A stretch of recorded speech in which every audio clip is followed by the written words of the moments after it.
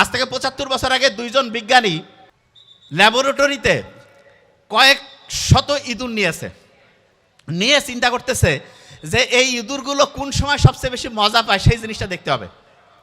তখন করছে কি, ইঁদুরের যে মাথা আছে না, এই যে এখানে মাথার নিচে ওরা একটা হচ্ছে যে সিম কার্ডের মতো, বোঝার জন্য বলছি, সিম কার্ড যেমন আপনি মোবাইলে ঢুকান এইরকম একটা সিমের মতো একটা জিনিস, ইলেকট্রোড বলে, সেটা ঢুকাই দিছে।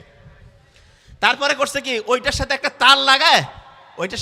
তার লাগিয়ে একটা পর্দার মধ্যে কানেক্ট করে দিয়েছে।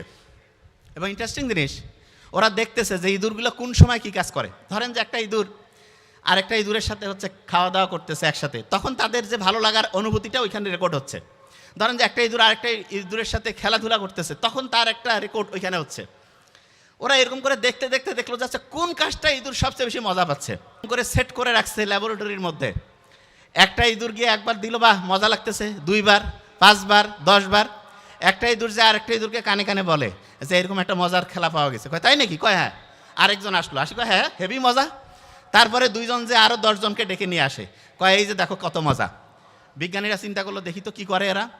100 জায়গায় 500, 1000, 2000 ইঁদুর এক জায়গায় রাখছে এবং প্রত্যেক জায়গায় ওইরকম ইলেকট্রোড, মানে ওই জায়গায় টাচ করলে সে মজা পাবে, টাচ করলেই মজা পাবে।